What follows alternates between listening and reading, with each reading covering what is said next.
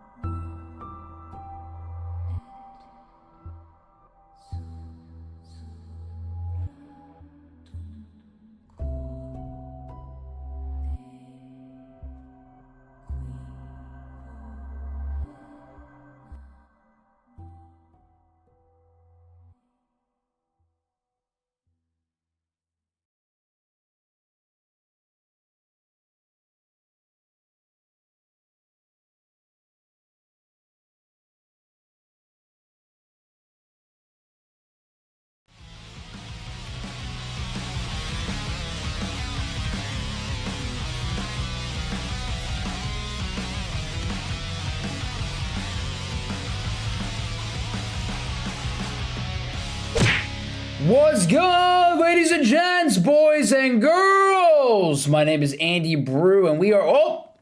Now we're live.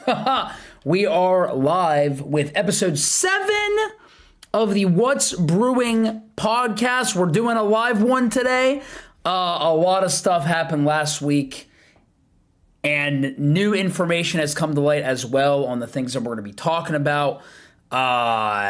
So we're going to talk about it. We're going to talk about it. I wanted to do this podcast earlier. However, because there was new information coming out, whether it's true or false, some of it, I don't know. I wanted to wait until now to do it. And now that I have some time, we're going to talk about Bluepoint. We're going to talk about Xbox. We're going to talk about all the things that happened last week. And we are live, so I'm going to say hi to the chat. Dylan dropped in with a 36-month submarino on Twitch. That's 3 years. Oh my goodness. Good to see you, homie. Thank you so much. And Lance is in the house as well. It has been a crazy week, a crazy 6 or 7 days. It's been insane. Best Nier song, by the way. I do love that one. Blissful Death was the name of that track that we were playing before the stream started. But it was not a blissful death for some of these, for Bluepoint, which we will be talking about in just a second. I have a lot of things to say. I have some things I want to touch on, and I am going to be reading some statements and some posts and things. I also want to go to you guys and see what you guys have to say as well, which is why we're going live with this solo pod. The amusement park is goated. It is. Gasparodi says, dressed in blue for Bluepoint. I didn't even think about it. This was kind of just the first shirt I saw, and I put on the blue hat, just for the heck of it, to match the blue shirt. Also, Laura's in the building. What's good? All right, we're going to get into it. Let's talk about what's brewing. Last week, Sony made a statement that they are shutting down Bluepoint Games, and I'm going to be pulling up the article on the screen. I had to go to Kotaku because I didn't want to pay for Bloomberg, and it's kind of hard to find, you got to pay for everything nowadays. What the heck? Why do you have to pay for everything? This is all Jim Ryan's fault. Anyway, Sony's shutting down Bluepoint. If you guys don't know, Bluepoint, they're known for the Demon's Souls remake, which is one of the most visually stunning games on the PlayStation 5. It was one of the best launch titles on the PS5. Even though it is a remake, it looks amazing. They also did Shadow of the Colossus remake, and they also did the Uncharted collection. They've done other stuff too, but those are like the three big ones that I think of.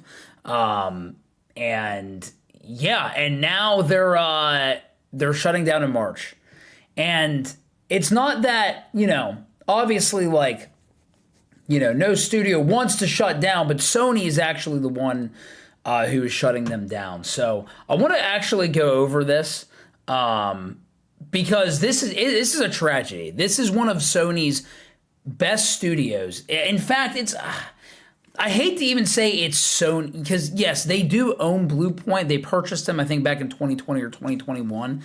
But it sucks because it's like they were doing pretty well, and then they got bought by Sony, and then they haven't pushed anything out. And we're going to talk about why that is. Also, Heather, what's good? Good to see you. I'm going to take a drink real quick. So, and this is Herman Holst addressing the world about the Bluepoint shutdown. So he said, I wanted to share an update from the studio business. As I mentioned in the December Town Hall 2025, 2025 had some strong highlights within PlayStation Studios. Ghost of Yotei, Death Stranding 2, Helldivers 2, MLB The Show. That basically he's talking about all these games. And from what I have seen, Ghost of Yotei seems to be doing pretty well. Death Stranding 2, I'm assuming, did well. I don't really follow Death Stranding stuff, so I have no idea. But here's what we're going to be talking about. At the same time, also, I did not do a volume test before the stream. Let me know if everything sounds okay or if I need to adjust anything. So, at the same time, we're operating in an increasingly challenging industry environment. Rising development costs, slowed industry growth, changing player behavior, and broader economic headwinds are making it harder to build games sustainably, which this is true. It is true, especially as technology is advancing. Funny enough, games are taking longer to come out, and the industry is getting more competitive. To navigate this reality, we need to continue adapting and evolving. We've taken a close look at our business to ensure we're delivering today while still well positioned for the future. As a result, we will be closing Bluepoint Games in March. Let's read on and then I'll give my thoughts. This decision was not made lightly. Bluepoint is an incredibly talented team. Look at this. He's addressing this, and everybody knows this. Anybody who follows the industry stuff that's going on, and anybody who's taken a look at Bluepoint and what they've done, they know this. Sony knows this. Bluepoint is an incredibly talented team, and their technical expertise has delivered exceptional experiences for the PlayStation community.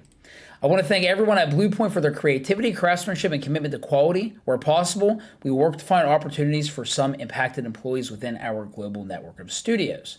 While I know this is hard news to hear, I'm confident in the direction we're headed. I hope so.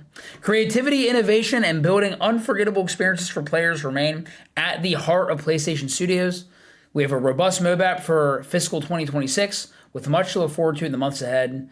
Thank you for your hard work and continued support. And actually, and then they actually posted the tweet that Herman Hulst made when they launched Demon Souls, praising Bluepoint Games, which is crazy. So, yeah, Herman Hulst has to go. I'll just say that. He's got to go. And Jim Ryan's been gone, I think, since like 2024 now. Like, he's been gone for a minute. But we are still seeing the ripple effects of the Jim Ryan live service era. These live service games aren't doing it, Sony. They're not working. And they are not going to work for you. And how many studios are going to have to shut down until you guys realize that? Now, here's why I bring up the live service stuff. Because apparently Bluepoint was working on a live service God of War title. That's what they were working on. That's what Sony greenlit them to do. Now, Bluepoint, what they're known for is their remakes, their remasters, like their ports. Like, this is what they're known for. That's what they're good at. That's what they specialize in. They don't specialize in live service games. Now, I do have like some other posts that we're going to be looking at. I'm not going to look at them right now. We are going to in a little bit. I don't know how true or accurate the information is, but I do want to talk about it because if it is true, that's going to give us a perspective and kind of like an inside view of like what might have actually went on to lead to this decision, right? To lead to them shutting down Bluepoint. But again, what we're saying is they are masters at their craft, and their craft is remakes and remasters. That's what they're good at. They've never put out a bad remake or remaster. Sony has them work on this live service God of War game, which I actually found out that I didn't know this, but they actually worked on God of War Ragnarok, which I think led to them actually, tying that into wanting to do a live service game, which I thought was interesting. I didn't know they had any involvement in Ragnarok. They did like level design stuff, from what I understand. But the live service business model just doesn't work, right? And we're seeing that. And to literally, for Sony to purchase one of the best published, like one of the best studios, dev teams in the industry, and then to just shut them down because of mismanagement up on their end. Not taking advantage of their strengths, right? And having them do something that's going to fail. It's a disgrace. I believe Sony has acquired 20, I think it's 20. I could be wrong on that number. I'm pretty sure they have acquired 20 studios. In the last 5-ish years, I think they've acquired 7, but they've shut down like 5 or 6, maybe 7. They are shutting down studios at the rate that they're acquiring them. Now listen, when it comes to acquisitions, here's my stance on it. If acquisitions lead to more games getting made, and not just more games getting made, but quality games getting made, then I'm for it. I'm for the acquisitions. However, historically, that has not been the case. Nowadays, whenever you get bought by a studio, you've just made your grave. You've just made your bed 6 feet under. You are literally digging your own grave. Because it's more than likely that when these acquisitions happen, studios either shut down, which we're seeing with Bluepoint, and this is, we saw it with Japan Studios, we saw it with the team that made Concord. Like, when you get bought, when you get acquired, it's more than likely, A, you're gonna get shut down because the big wigs who own you are completely out of touch with reality and completely have no awareness of what people want and what these studios are good at, or you can't get the games that you want made because you have to answer to all these big wigs at the studio that acquired you. And I'm not just talking about Sony. Like, this stuff happens at Xbox too, but it's been really bad with Sony for this especially for this console generation. It's been abysmal. There have been so many live service games that have been canceled in literally just the last year. In fact, even not even a year. Like, dude, Concord got shut down.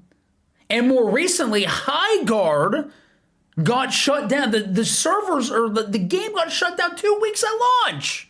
Bro, the live service model doesn't work. And then they have the audacity, right after they announced that they're shutting down Bluepoint, to release a Marathon trailer, which is another live service game. Dude, it's killing. Live service games are killing the industry. They're ruining the industry. And here's why they're ruining the industry.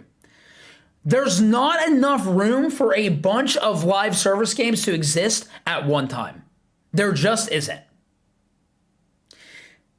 You might have the ability to develop, let's say you have the ability to develop 10 live service games.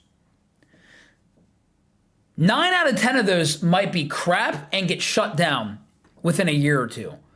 But you might have one banger in there that's going to save you. And I think that's what they're banking on, right?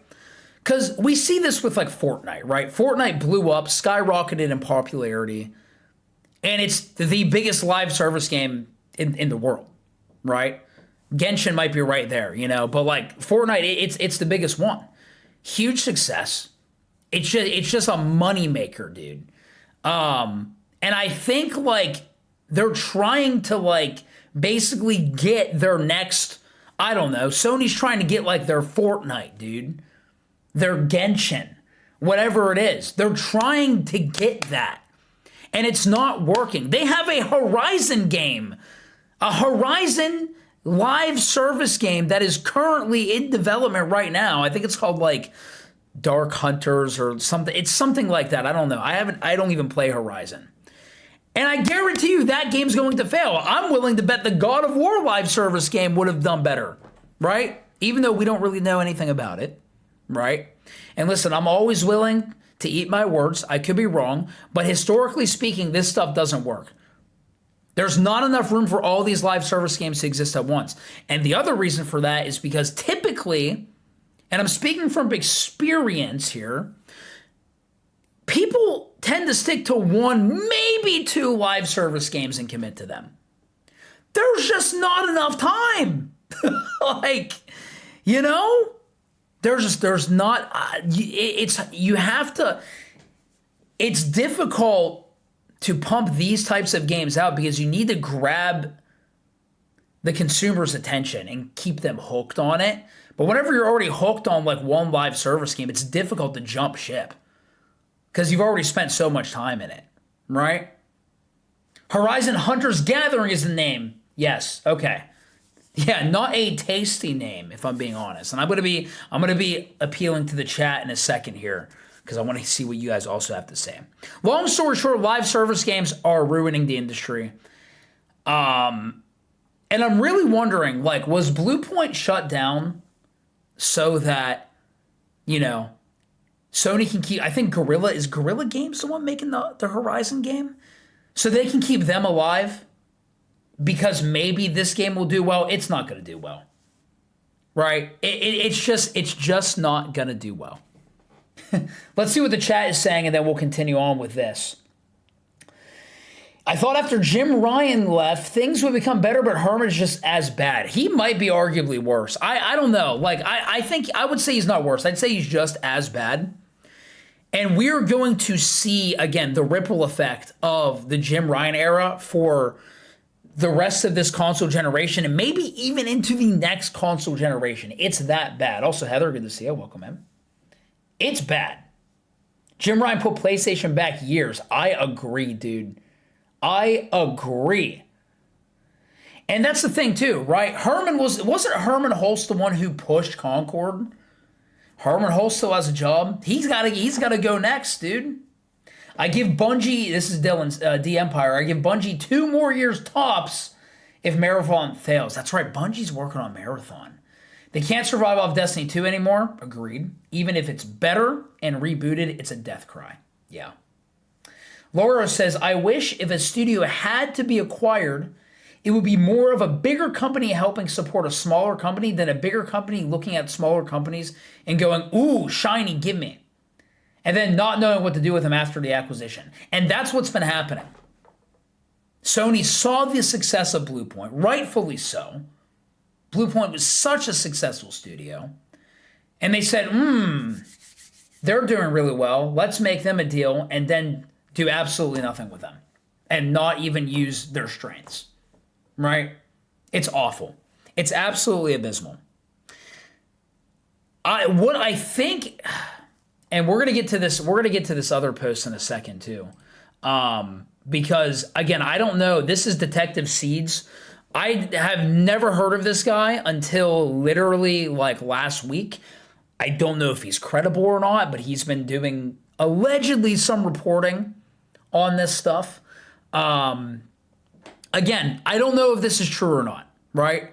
But there's some information in here that's interesting that whether it's true or not, I do want to talk about it. But before we get to that, what I want to bring up is what Sony, and this is what they need to do, but they're not going to do it because they're so like hyper-focused and foaming at the mouth over live service, even though it's killing them, even though they're shutting down studios. You know what's selling well in 2025, 2026? Remakes. Remakes are selling. Even collections, right, that aren't as expensive or costly to make. Those are what are selling. Why are those selling? Because people are so sick of this live service garbage that's being pushed and these games that have agendas that they're pushing, regardless of what side of the spectrum you fall on, right? People are so sick of these games. You know what people are playing more than ever now? They're playing older games. People are going back and playing older games, the classics, because nothing is satisfying the thirst that we have for a good game to come out, you know? And listen, like whether you want remakes or not, remakes are what are making these studios money right now. Remakes are what I cannot speak. Sorry, remakes are whether it's a cash grab, but hey, if you want to make money, an easy way to do that is a remake. And Bluepoint would have been the perfect studio to put on, let's say, I don't know, a Bloodborne remake, which actually we're going to talk about in a little bit. I think we got to go back to doing those. And obviously, I want sequels from my favorite franchises to come back. I would love a Sly Cooper 5, even though I don't think it's going to happen. I would love, whatever. Like, a new Jack and Daxter, right? Even though I don't think it's going to happen. I would love for those to come back. Sony seems to think that they're not going to be successful. But at this stage, they might as well give it a shot because the live service model is not successful. LX Rocks in the chat says acquisitions are so often about IP than anything else. Yeah.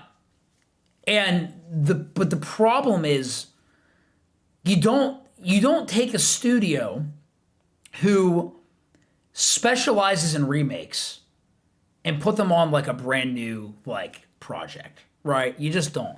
I think they see the success of God of War. They see like the big IPs, which right now are God of War and Horizon, which is what Sony's working on right now.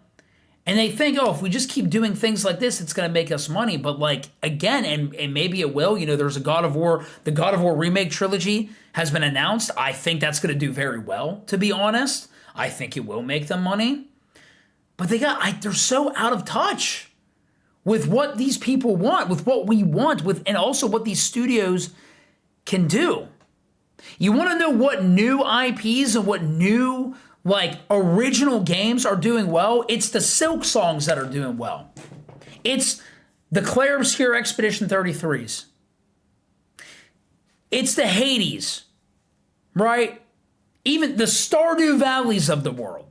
Those are the games and those are the studios that do well. Why? Because they're independent. Because they're independent. Because they have the freedom to make the game they want to make. And that's why I believe, and we're seeing it, we're seeing indies dominating the industry every year. We have more and more indie games nominated for Game of the Year, more and more indie games that are being talked about and omega successful, even above these AAA studios that are putting out like your Ghosts of Yotes and things like that. That's what's happening right now. Indies are the future, and I truly believe that. And I think if Sony just looks at the success of these studios without foaming at the mouth of, oh, we should try to acquire them, maybe there's something they can glean from it. I don't know. But those are the IPs that are succeeding. Those are the games that are doing well. It's those ones. And remakes are selling well too. You could say it's a cash grab, and it might be, but hey, they make money. Like, that's what they do. Okay, so Detective Seeds, again, never heard of this guy until recently. Started a report. Apparently, he reached out to some of the devs at Bluepoint who are getting fired because the studio is getting shut down. And he got some information from them, although, again, I don't know how true this is. It could be total bullcrap. It could be true. I don't know, but we're going to talk about it. And we will be talking about the Xbox stuff later, which I want to get into. But I want to dig into this first because it's just crazy. So this is what's interesting. He says, to the two people he talked to, both stated that the God of War live service game they were working on was pitched by Bluepoint to PlayStation during their work on God of War Ragnarok as their next game. So as we said earlier, and this is something I didn't know until literally last week, but Bluepoint was involved with God of War Ragnarok. They were involved with some level design stuff, which is, you can tell because the game is gorgeous, right? And apparently it was them who pitched the God of War game. Although here's the thing, because of just like some other posts that I saw, I don't think they knew it was going to be a live service game, right? I think they just figured, hey, we're working on God of War. Maybe we can pitch a God of War game. Hey, maybe they pitched the God of War remakes, and we all know that, that's happening. But obviously they're not going to be working on them. So everyone enjoyed the God of War universe with the PlayStation wanting to do live service games. Bluepoint pitched this game and it was approved. However, they missed several deadlines and it became apparent how large of an undertaking this project was for Bluepoint. One of them said, the project sounded good, but we really should not have been doing a live service game. It was out of the norm for us and our bandwidth. And yeah, I mean, because it is. You know, again, they specialize in remakes. I would have thought that maybe it would have been better for them to work on the God of War trilogy remake or another remake, which we're going to be talking about in a little bit. So because they couldn't meet the deadlines, because PlayStation greenlit this God of War game, and according to this post, they approached PlayStation with it, but we're going to read later, they also approached PlayStation with other remakes. And I think, and again, according to another post I saw, I think they thought they were going to be remaking another game, but it never got greenlit by PlayStation, which is what put them in this situation. Because they got to put out something. They haven't put out anything since Demon's Souls, and we see why. This is why. So essentially, to sum this part of it up, the God of War live service game, whatever it was, it gets canned in 2025. And they both thought it was the right move because, you know, they want to take on projects that they want to tackle things that they're good at, which I understand. And they haven't, in this post, or in this part of the paragraph, it says they have not secured any greenlit projects since the God of War game was canceled. Now, this is what's interesting. Apparently, there were 4 projects pitched to PlayStation. That this guy is he's talking to these devs that these people know of. There were 4 projects pitched. Again, I don't know how true this is, but I want to talk about it. I think it's interesting to talking about. One of them said 2 of these projects were remakes they wanted to take on, but PlayStation did not believe they would be successful in the market. Again, because PlayStation cannot get over this. They're so obsessed with the live service business model, which hopefully in the next couple years, they completely pivot. They got to get Herman Hulst out of there. They got to get someone new in there. They just pivot away from this stuff. They were both single-player experiences, and apparently he asked for the names of them. They said no, and the reason is at least one of the pitch projects is now being worked on by another studio. That is interesting. Let me take a drink here. Yapping a lot. Now again, I don't know how true this is. They pitched 4 projects allegedly. They were all denied because Sony did not think that they were going to be successful. I really am wondering if one of them was Bloodborne. I that they pitched. I feel like it has to be. I feel like that it had to be. And a reason why I think that could be the case is going to be another episode we're going to be looking at later. They're saying that one is currently in development, though, which is interesting. Now, at first I thought, maybe that's just the God of War trilogy remake. You know? Like, is this what this is referring to? Could be. But also, like, that was announced before the Bluepoint Shutdown was announced. But at the same time, you know, we don't know who's working on that remake trilogy. I don't think they're talking about the God of War trilogy. I think this is something else. I don't think this whatever this is being worked on, I do not think it's Bloodborne. I wish it was. I don't think it is, and I have 2 reasons why I don't think that. Number one, it was a year or 2 ago. I think it was 2 years ago at this point. Miyazaki did an interview, and in this interview, he was asked if they were going to remake Bloodborne, like straight up, they were going to remake Bloodborne. And what Miyazaki said was, I want to, but it's out of my hands. So Miyazaki wants to remake Bloodborne. He wants to do it, but it's out of his hands. Why? Because Sony owns Bloodborne. And I'm willing to bet they don't think Bloodborne's going to be successful, which is insane because there is such a huge audience for a Bloodborne remake, remaster, a Bloodborne scarf. Dude, you give me Bloodborne underwear, I'll buy that, right? Whatever.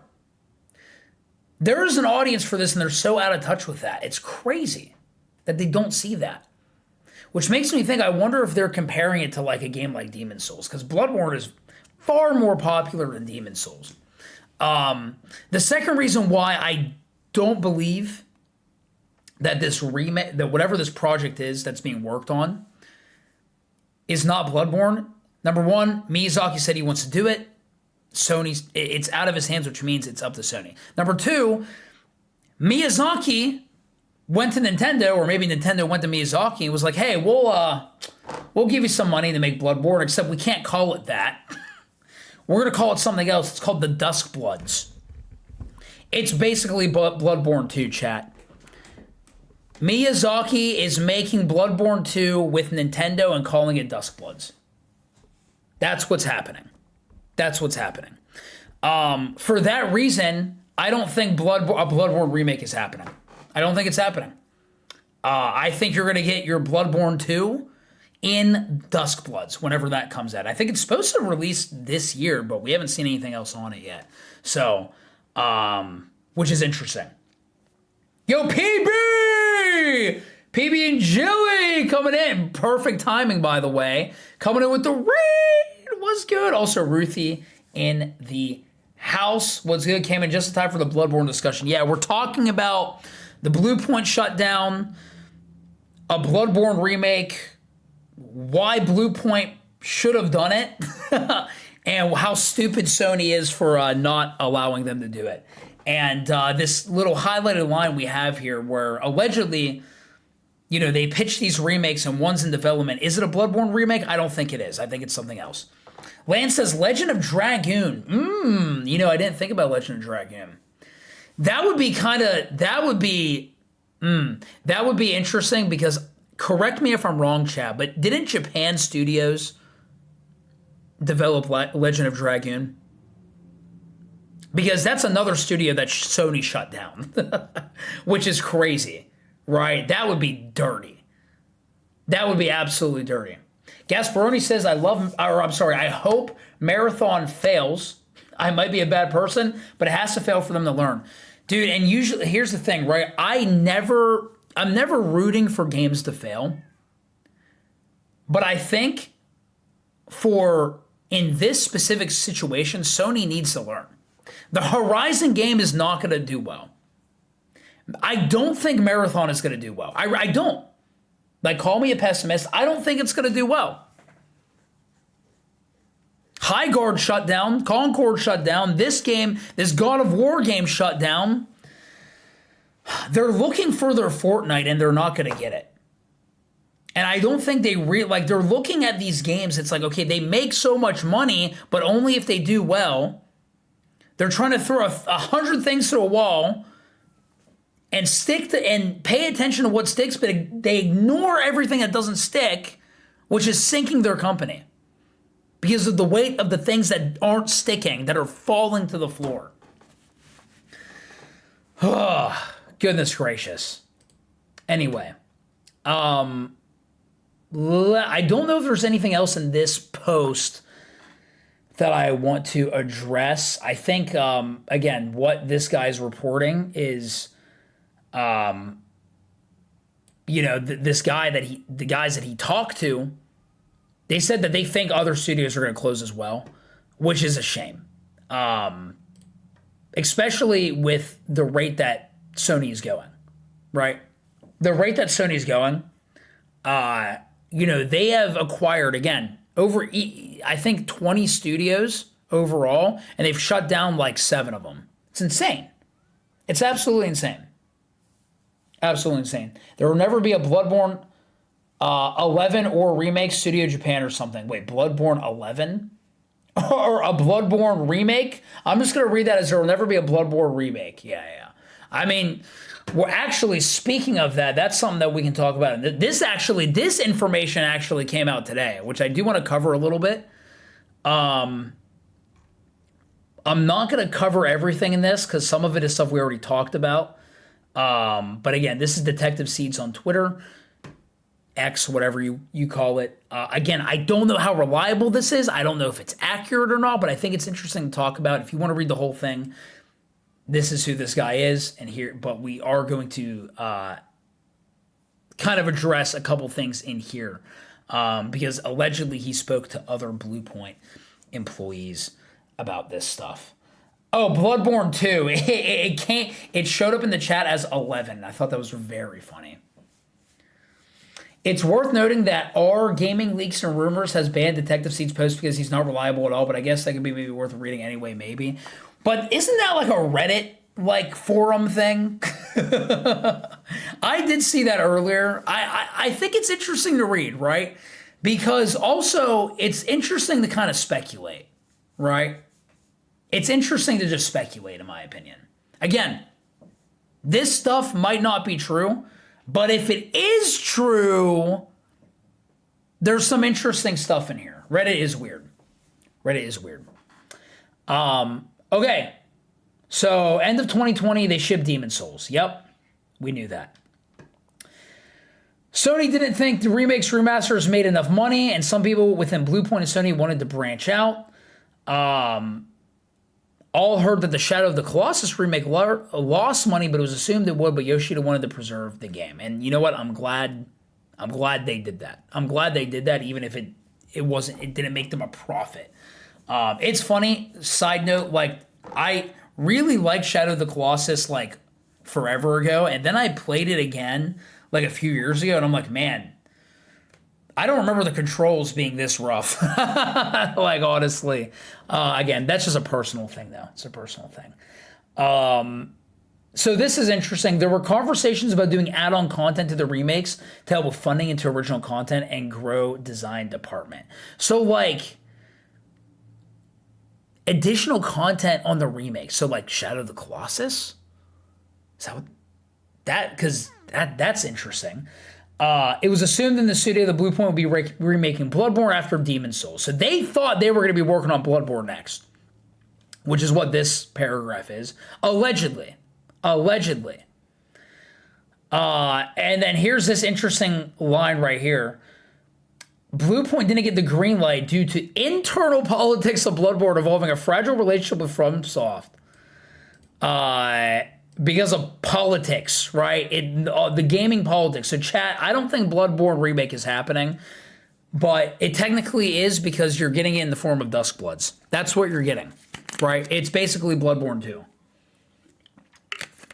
Imagine if Herman Hulse got replaced with Phil Spencer. That would not be a good thing.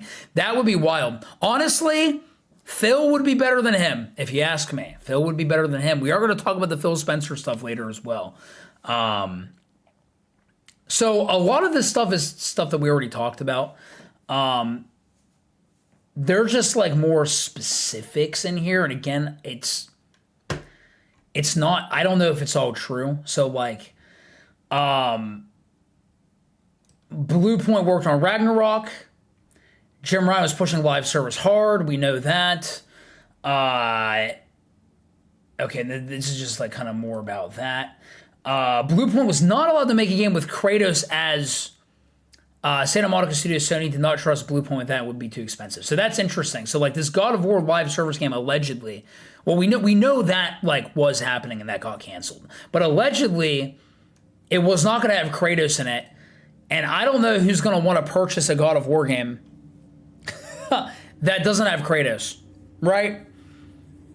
And I know Sons of Sparta just came out. I've actually been playing a little bit of it. It's not bad. It's not bad. It has a young Kratos, and it's not what people want. But honestly, it still has Kratos. Deimos is in it. It's not bad. It's a solid 6 out of 10 so far. I would recommend it when it goes on sale. Right? Is the stream lagging for anyone else?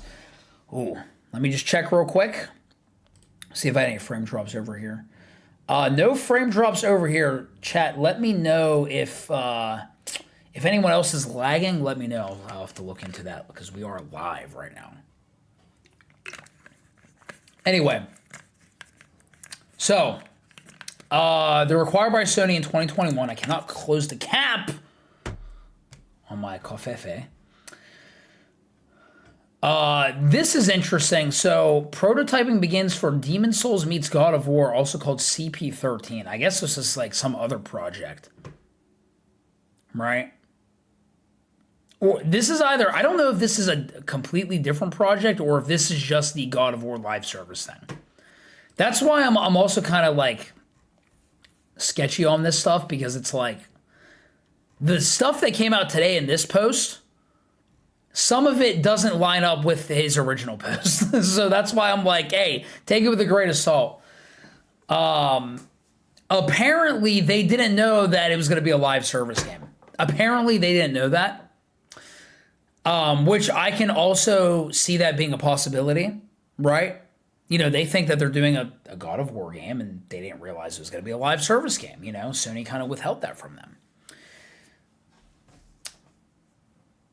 So this is, again, more specifics. I'm not going to go into all of this. More specifics on just, you know, the God of War live service stuff. Not stuff that we're really going to talk about. Again, you can read the post for yourself if you want, and I don't know how legit it is. But after it gets canceled, Bluepoint begins to pitch projects to Sony. Apparently, and this would be crazy if this was true, dude. This would be crazy. Allegedly, there was a Jak and Daxter remake pitched to Sony. If this is true, this should tick you guys off even more. It should. Because I'm willing to bet, again, if this is true,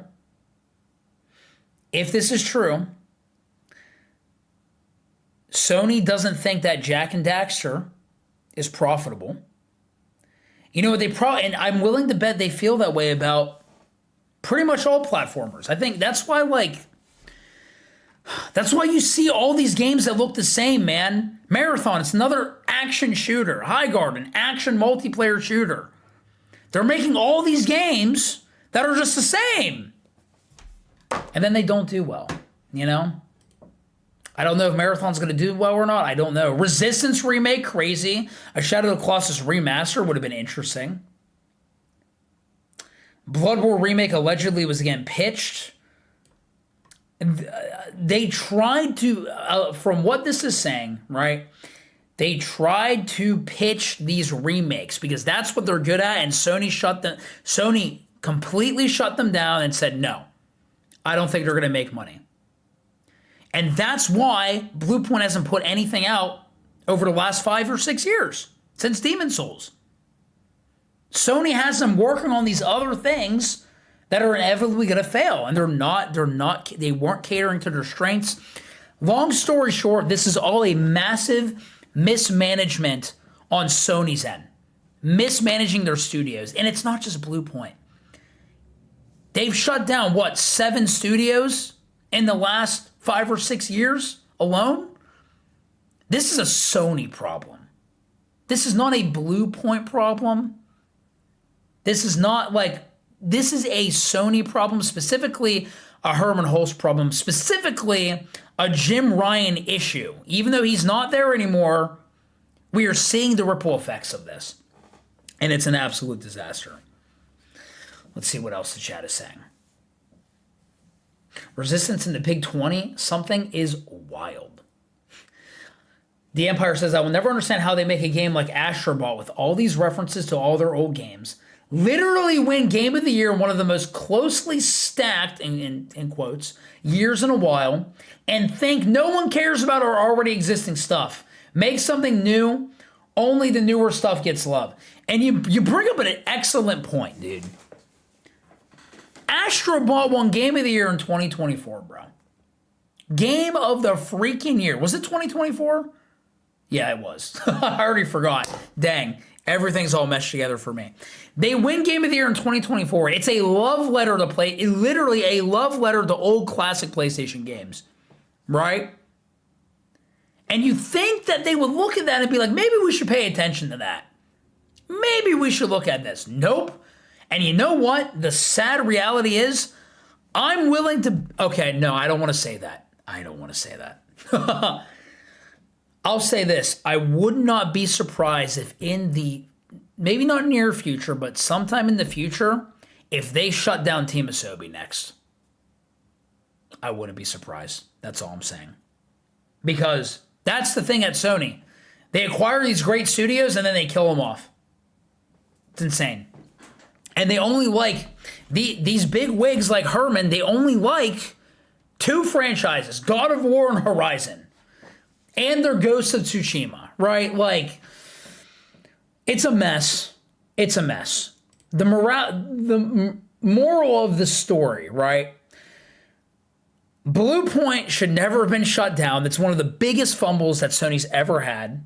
Live service is ruining the industry. And people, I hope that the reaction on the internet and just from, people, whatever, like, I hope that they see the reaction. I hope they realize how stupid this decision was. I really hope. It would be unforgivable, dude. They shut down Team Asobi. I'm just saying that it would be, I'm not saying it will happen, but like, if people aren't rioting now on the Bluepoint stuff, they will be then. So again, this stuff, I don't know how accurate this stuff is, but Bluepoint shut down. It's a tragedy. It's sad, but that's not the only thing that happened. That is not the only thing that happened last week. Literally a day later, Phil Spencer decided to step down from Xbox. After, I think, 38 years? Not step down, sorry. Phil Spencer retired after 38 years, I believe, at Microsoft in general. Phil Spencer retires. Sarah Bond, who everyone thought was going to be his successor, is stepping down. And they got this new CEO named Asha Sharma. This is mainly who I want to talk about today, because there's been like a lot of buzz about her over the last week. So that's mainly who I want to talk about. But it is insane. It's crazy. Like, this dude's been here literally forever, right? Phil Spencer's literally been here forever. I would say he's had a better run than Jim Ryan. And he's made some not good decisions, but dude, Game Pass was solid. Or I should say this, it was solid until they started to raise the price every year, every other year. They just kept bumping up the price. It's okay, dude, I get it, but dang, dude. That, and, they had a decent multi-platform strategy, but I'm wondering if, not making their games exclusive to Xbox is hurting them more than it's helping them. I'm just not sure, right? Because it's that's good, but it's why do I need to buy an Xbox? And the thing with Sarah Bond, because there was also some information that came out this week about her. Apparently people didn't like working with her. I'm not going to talk about her a lot, but just to kind of cover it a little bit, people apparently did not like working with her. It was her way or the highway. And so, she was right under Phil from what I understand. She was the president. Phil was right above her.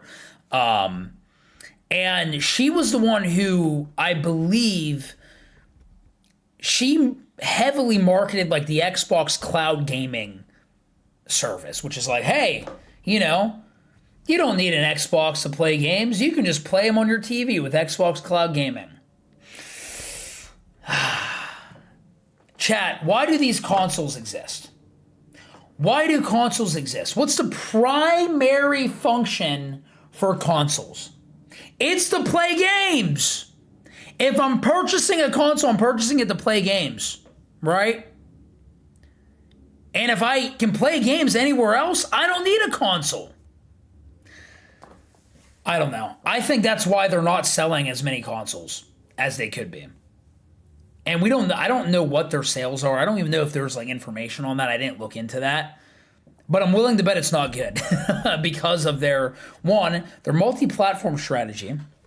And 2, because of this Xbox cloud gaming stuff that was pushed by Sarah Bond. Sarah Bond also was the one who was heavily involved in the Microsoft Activision acquisition. Other than that, I don't really know much about her. But she's stepping down. She's stepping down along with Phil Spencer retiring, which is so interesting because they brought in this new person. And I'll kind of go over my initial reactions to Asha, and then I'll kind of go over like how I feel now, because I do want to look at, I'm not going to be really covering Phil's message. I really want to just look at what Asha Sharma said and what she, like kind of what her vision is.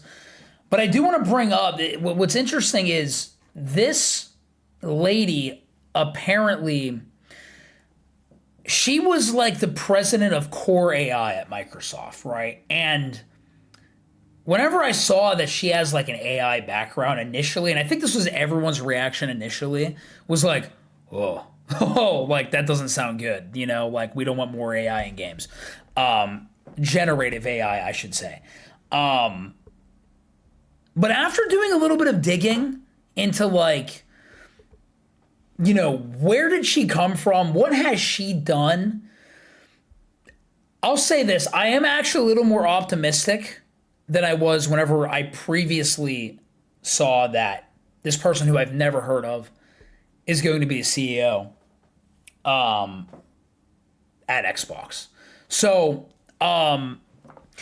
she formerly was the president of this AI like division, I think, at Microsoft. I think it's like a division at Microsoft.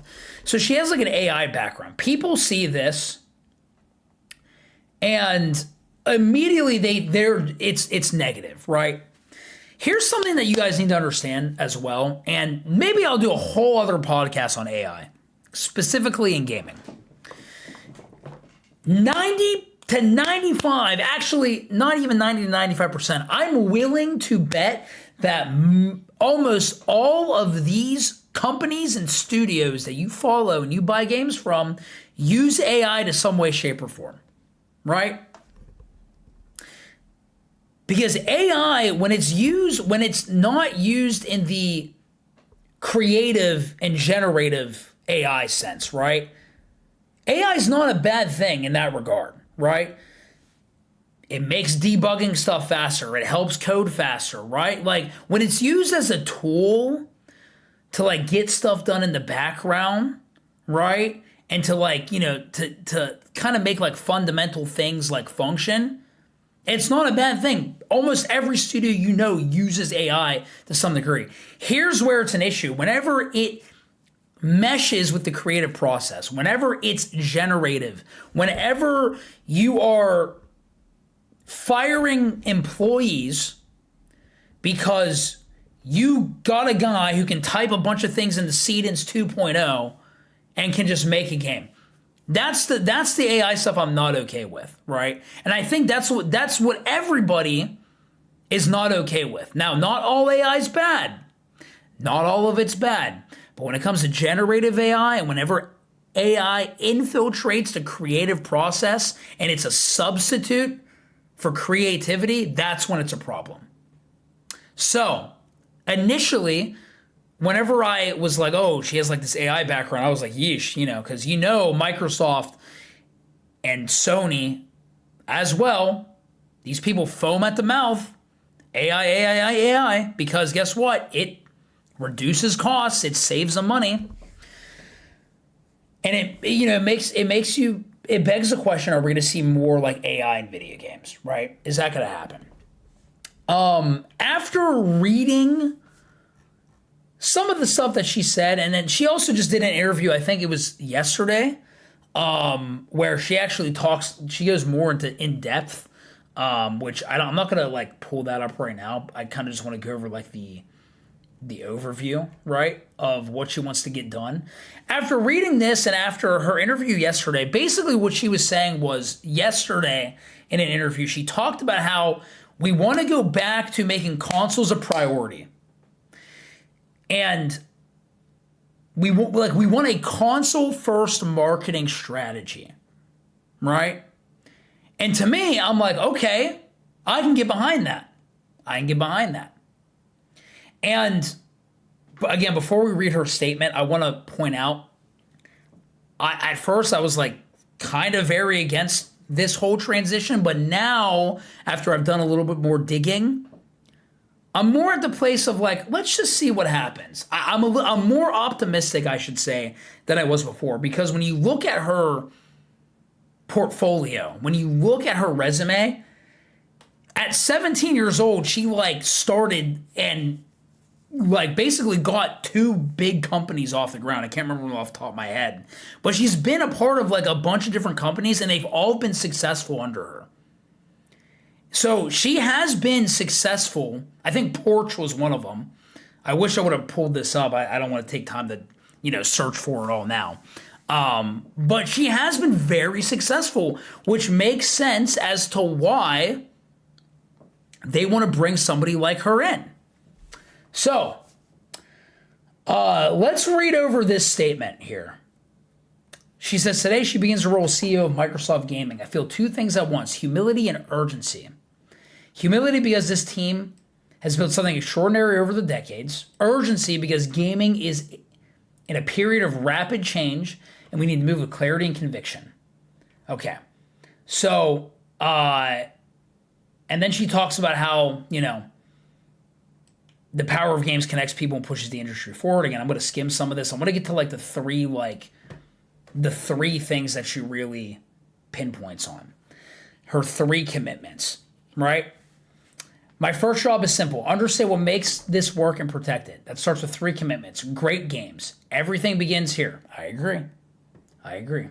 We must have great games beloved by players before we do anything. Unforgettable characters, stories that make us feel, innovative gameplay, and creative excellence. We will empower our studios, invest in iconic franchises. That gives me hope. And back bold new ideas. We will take risks. We will enter new categories and markets where we can add real value, grounded in what players care about most.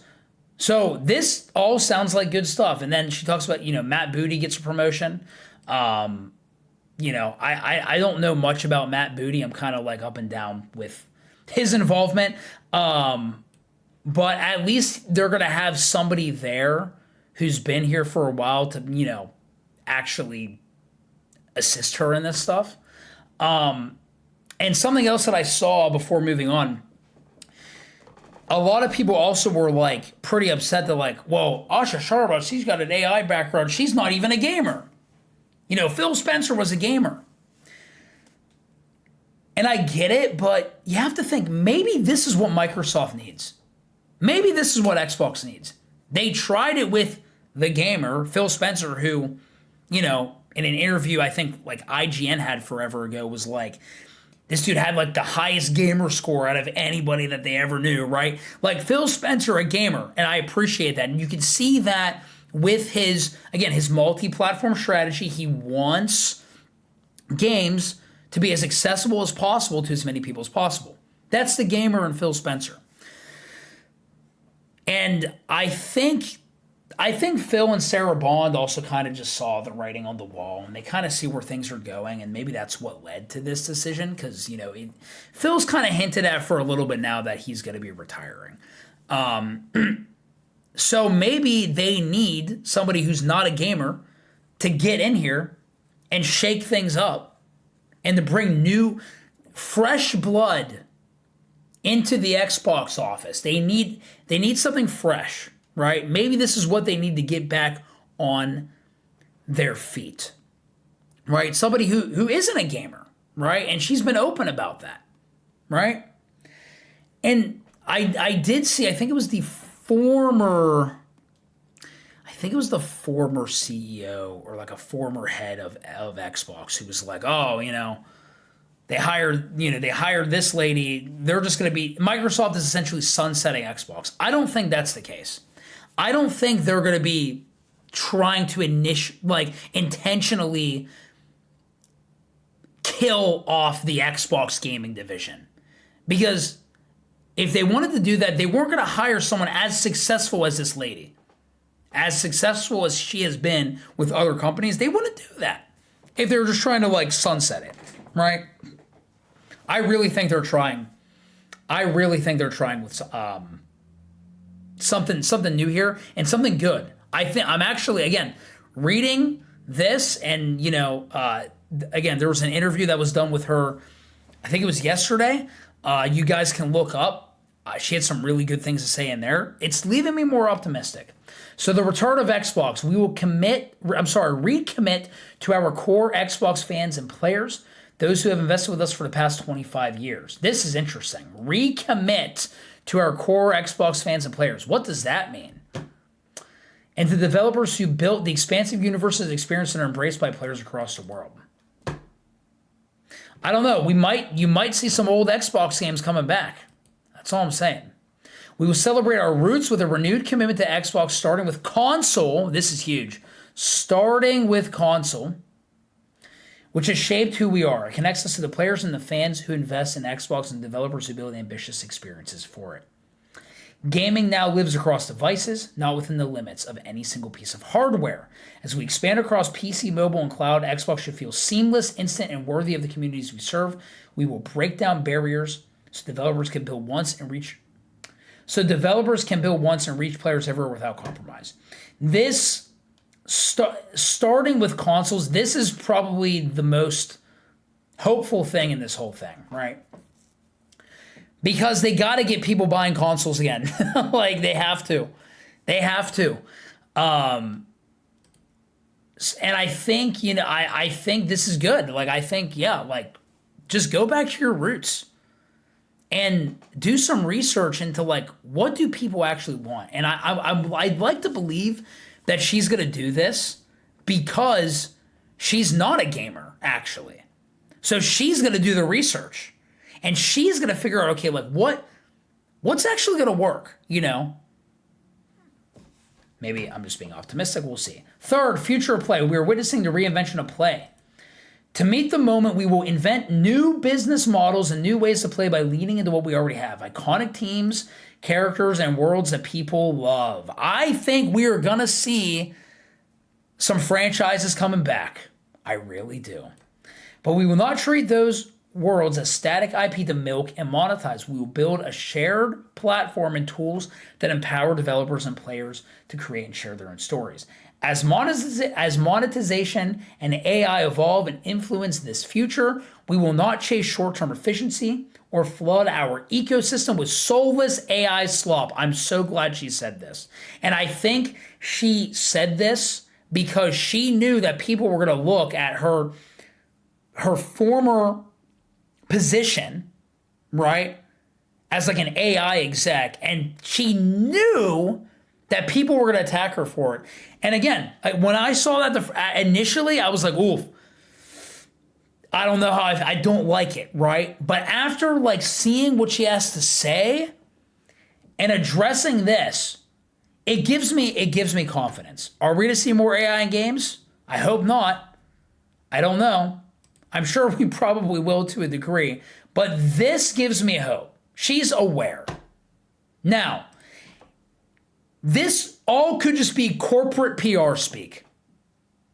Okay? She could be saying all these things because this is what CEOs do. This is what they're supposed to do.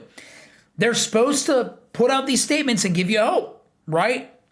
Is she going to follow through with anything that she is saying? We will have to see.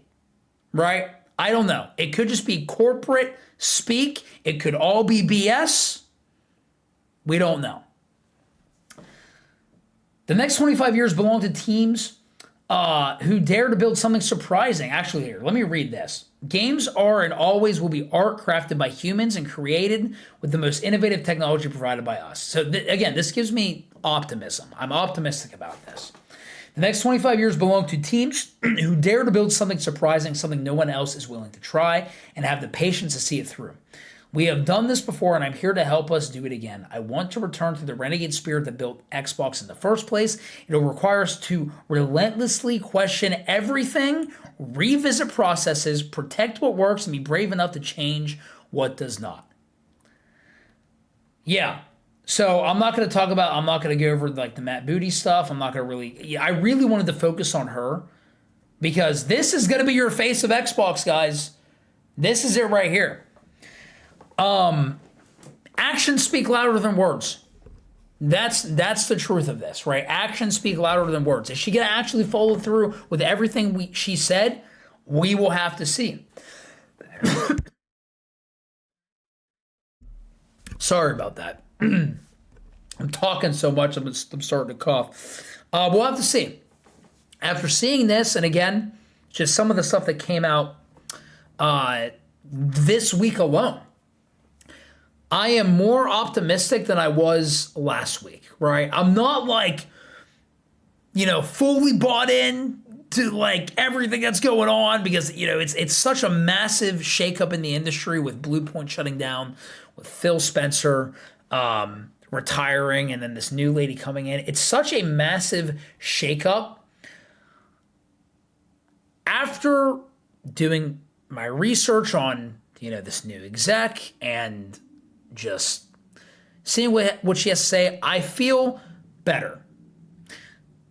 But is she going to follow through with everything that she said? We will have to see.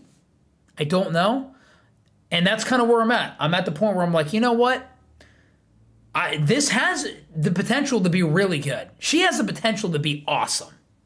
And she does seem very likable, which is good. And Phil Spencer was likable. I thought he was.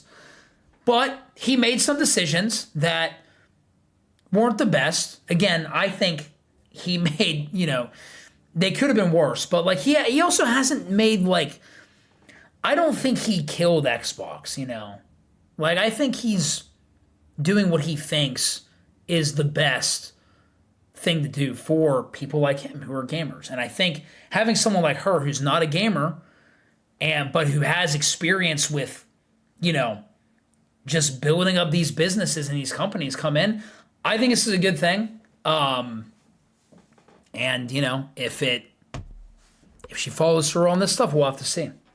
Let's see what the chat is saying. Let's see. Phil Spencer was definitely better than Don Matrick. I'll give him that at least. But yeah, he also did kind of kill the brand. Yeah, it's weird because it's like I see it as like I don't know. I think that was more Sarah Bond than Phil. I could be wrong on that. But I think also with him pushing the multi-platform strategy, it's like, again, why, like we said, why is there a reason to even purchase an Xbox? I have a PlayStation and a Switch. I don't have the new Xbox because all the games that I want to play are on either PlayStation or Switch, And a lot of those games that I've been playing and that I want to play, they'll eventually come to PC as well. But there's not really a lot of exclusives out there. I think Xbox needs some good exclusives. And I think if what Asha is saying with this console first strategy is legit and they prioritize that, I think we're going to see that in the future, in the next couple of years. I would like to believe, I thought Spencer was fine until the Tango mishap. I thought his response was significantly better than Bond's, who completely avoided the question. Yeah, Sarah Bond, again, I don't really know much about her, but from what I understand, she needed to get out of there, and I think it's good that Asha is a CEO and not Sarah Bond, because from what, again, just stuff that came out this week, people that work for Xbox were relieved that Sarah Bond stepped down because of just the way that, she led her teams and the way that she conducted things, right? And yeah, she seems likable, right? Asha seems likable. Yeah, and actually, it's funny. So, Loro actually just put in the chat this link. 6 months ago, there was an article here. I'll even put it on the screen. This is actually crazy. 6 months ago, this article was published. Phil Spencer is retiring as the chief of Xbox anytime soon, which is interesting considering what we know now. I'm wondering if he saw the direction that Xbox was going, and he was kind of like, all right, I think it's time to get out. I think it's time. And maybe, It also could be the fact that, he cares about, even though like he didn't, I don't think he completely killed the brand, but there was some damage done. I think he cares about it enough to actually train up someone like Asha to take his place. I think she's going to do well. I hope she's going to do well, I should say, right? I think and I hope, I'm optimistic about it, but it's one of those things where we will have to see. I think, and this is what Laura says, I think this is one such case of actions speak louder than words. Yep, exactly. Like a CEO can say whatever they want, but until they act, it's hard to believe they'll do anything. So I and we will just have to patiently wait and see how she develops. And that's where I'm at. We will have to just wait and see how everything pans out. I'm interested. I'm interested to see what happens. I'm interested to see, what Xbox in the next few years, like what that's going to look like, what they're going to do. I'm definitely curious to see what's going to go on with the Sony stuff, dude, because, again, I think the Horizon game is going to fail. I think Marathon, I don't think it's going to do well. I'm wondering when Sony's going to wake up, and I'm wondering if Xbox has waken up. I'm wondering if they have,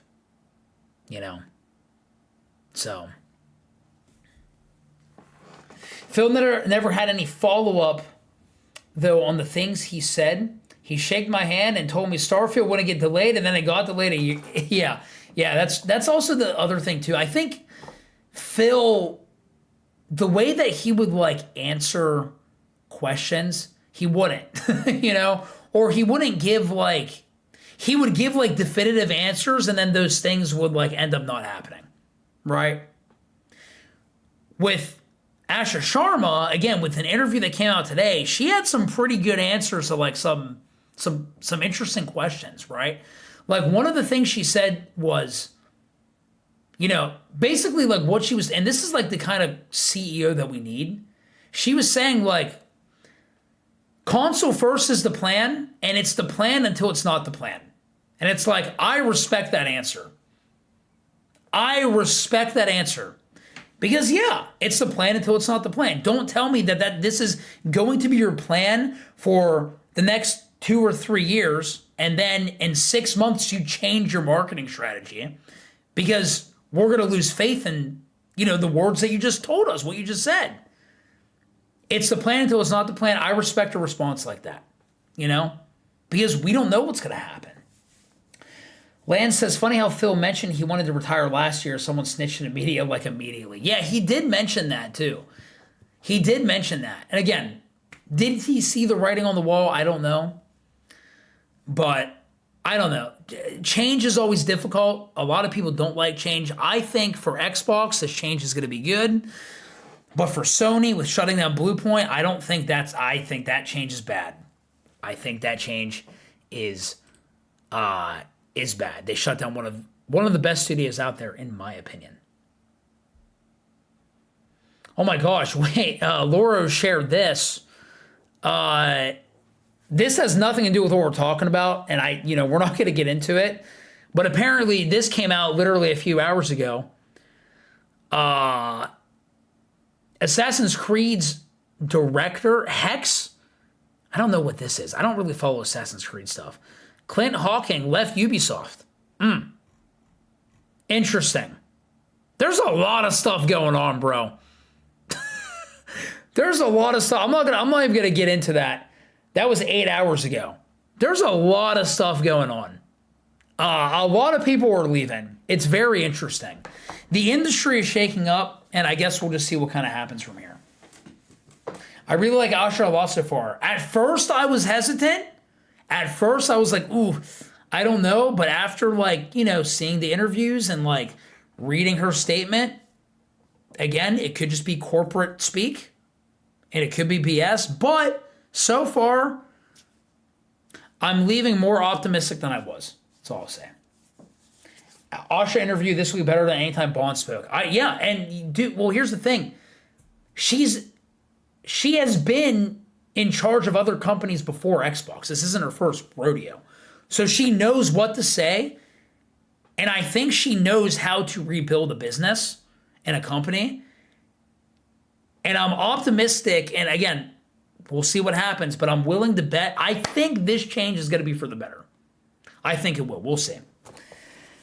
Oh, man. All right. I did a lot of yapping. That was crazy. That was fun. Thank you, everybody, for tuning in to this episode of What's Brewing.